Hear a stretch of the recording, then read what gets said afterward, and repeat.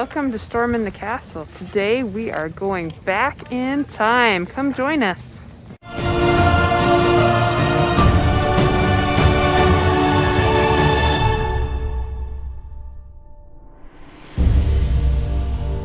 Hey, we are at Golden Spike National Monument, or National Historic Park.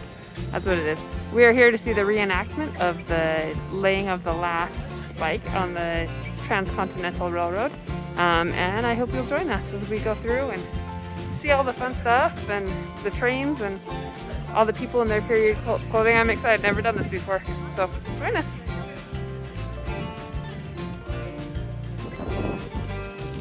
My name is Brian Smith. I'm the park keeper out here. So you're at a place where the world really changed.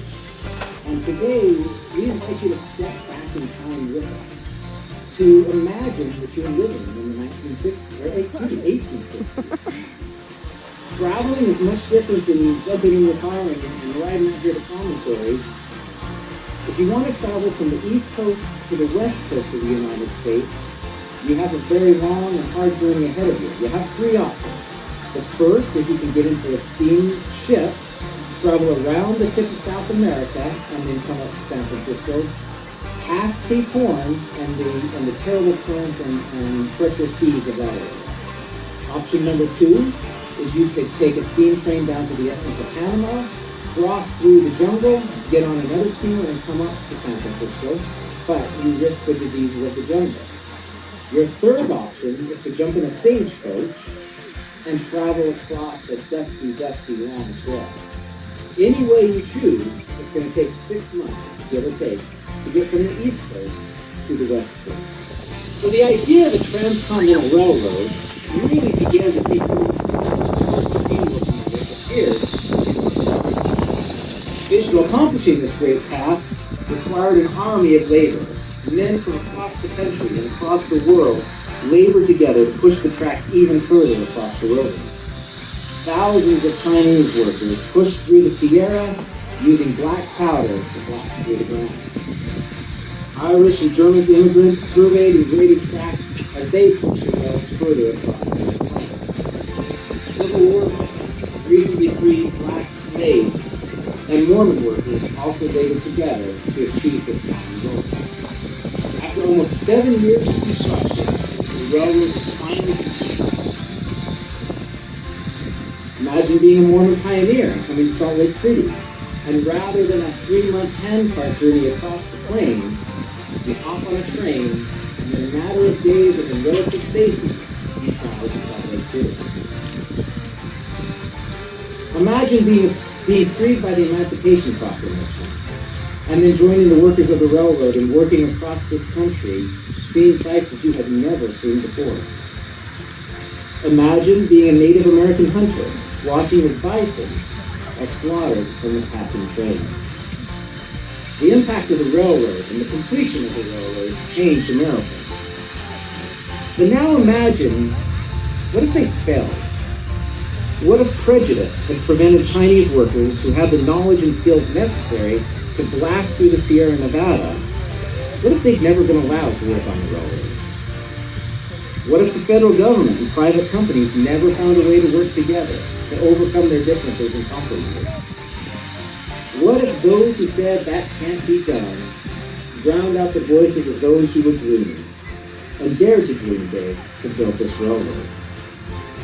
What if when they encountered a new challenge, they decided to give up rather than to innovate, try new things, and make the railroad a success? Would we be the country we are today if they had failed? The Trans-Continental Railroad tells the story of America for better or worse. It's a symbol of what we can do when we choose to work together and find solutions to our greatest challenges. At the same time, we cannot forget that for Native Americans, the completion of the railroad helped to bring about the end of their traditional way of life. As you leave the park today, it's my hope that we've stirred your imagination, that perhaps the problems of today seem small. With the knowledge of the past and what our ancestors overcame to build this railroad. I hope that we learn from past mistakes as we continue to forge a more perfect union. Good afternoon, folks. I'm Ranger Lucas. Now, before we get started with the locomotives, I would like to briefly explain why you're out here in this convenient, easy-to-get-to location today. As you're driving 30 miles off the interstate, you're asking yourself, why on earth did they complete the Trans-Continental Railroad in the middle of nowhere? Well, in 1869, this was really the middle of nowhere. Nowadays, the middle of nowhere is actually on the other side of that mountain range, and we just share a zip code with them. So it's not far off. So it all goes back to the Railroad Act of 1862, signed by President Abraham Lincoln during the Civil War. And in this act, there's lots and lots of great details. It specifies that two companies are going to build this railroad. You're going to have the Central Pacific Railroad building from Sacramento, California, which is just behind that mountain, plus 690 miles. You're also going to have the Union Pacific building from Omaha, Nebraska, which is 1,086 miles that way if you're walking. The two companies are going to build towards each other. They're going to get $16,000 a mile for building on the plains and $48,000 a mile for building in the mountains. They're going to get 12,000 acres of land for every mile of track that they build, and they can sell that land for pure profit. So at some point in the construction of this railroad, the two companies' grading crews met each other. And then there was no adult supervision at this meeting, so they just waved at each other and kept building past each other. They didn't build past each other too far, only about 250 miles. So welcome to a national park site built on just a tiny bit of government fraud, just a little bit to make it interesting. Congress finally woke up in April of 1862 and said, hold on a second, I think we're double paying for this railroad. So they called a meeting in Washington to determine the meeting point. And both companies sent representatives, and they decided to send some adult supervision to this meeting. So we sent a congressman by the name of Samuel Hooper from Massachusetts.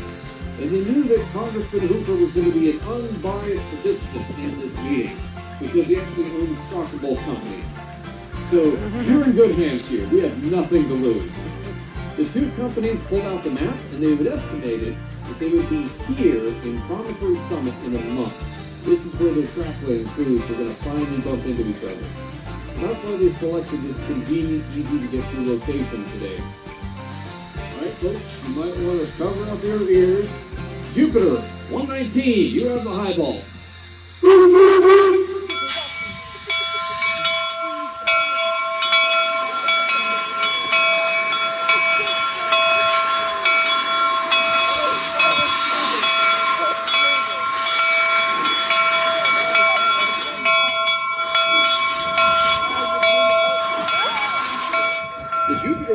Supposed to be here for the ceremony on May 10th, 1869. The original locomotive they wanted was actually named the Antelope, which was already world famous for being the first locomotive to carry paying passengers over the Sierra Nevada mountains.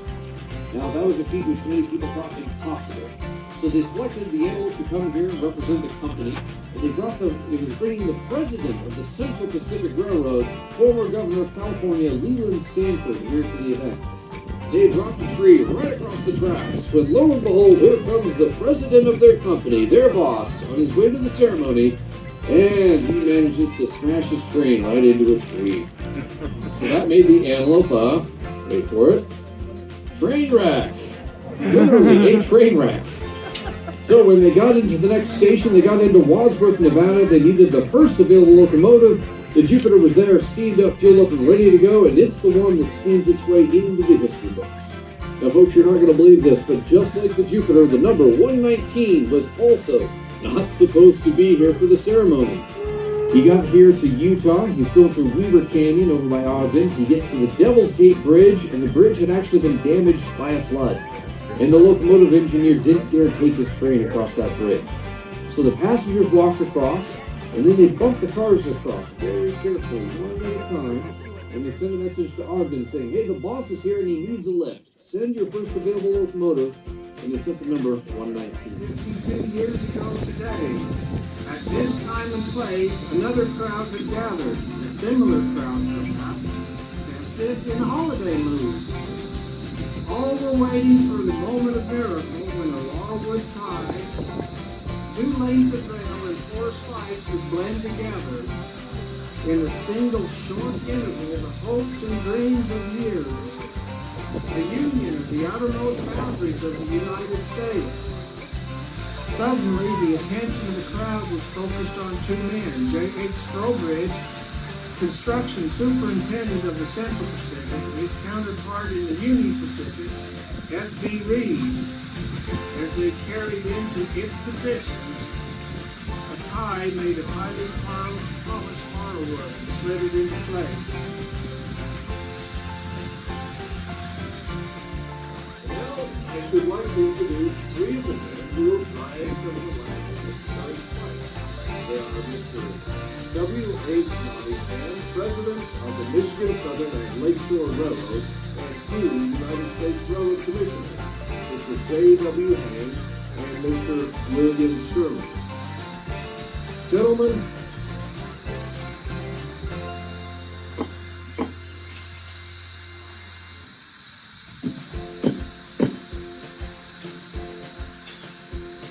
at this time, it is my pleasure to introduce a fellow resident of Sacramento, Dr. H.W. Hartnett, who will present to Dr. Thomas Durant of the Union Pacific Railroad and Governor Leland Stanford of the Central Pacific Railroad, two railroad spikes. Dr. Durant and Governor Stanford will then place these spikes into the wildwood tie of the holes and logs have been drilled. But these are not ordinary spikes. These are golden spikes, made from pure California gold.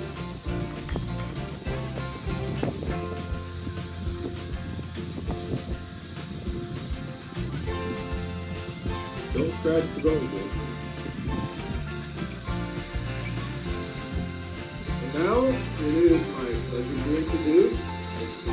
F.A. Pike, the United States Railroad Commissioner and candidate for Governor of the great state of Nevada. He will present a spike of pure silver from the famed Comstock Road on behalf of the people of Nevada. Governor Stafford. Lit with iron, clad in silver, and crowned with gold, Arizona presents her offering to the enterprise that has expanded the continent and dictated the pathway from any remarks. We regret that Dr. Durant is suffering from a severe headache and has temporarily retired to his quarters.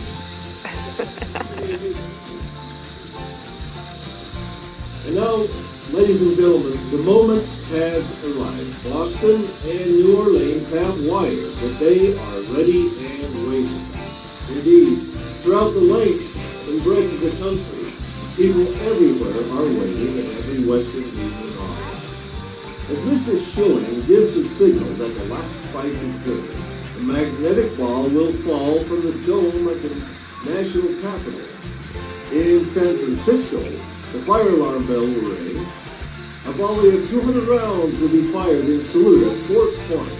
And in Philadelphia, the Liberty Bell will ring again.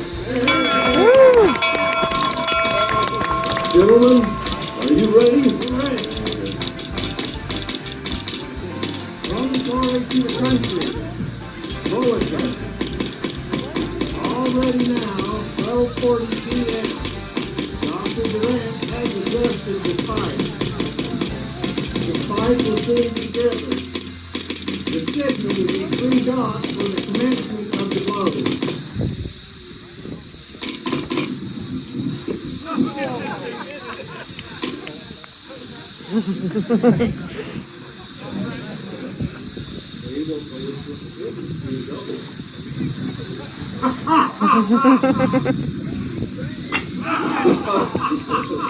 For the love of God, can we get someone up here who knows how to build a railroad for crying out loud?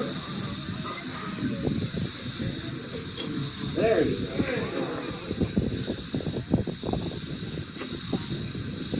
There we are.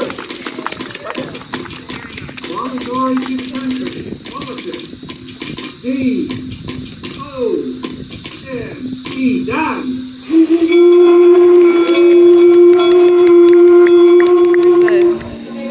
Here's the spike and the. Yeah, I want to see that. I'm videoing right now. I'm just telling them that there's a spike. They were saying that when they drove it, the men missed the spike. I don't know if you caught that in the reenactment, but it's funny. So one of the cool things about this Golden Spike place is that I have an ancestor that was there for the ceremony. He's in the, what they call the champagne pitcher. They actually had us, after the reenactment, go and reenact that champagne pitcher with all the people. It's pretty cool. There were a lot of people there, so I don't know. If I can find a copy of that picture, I'll put it in.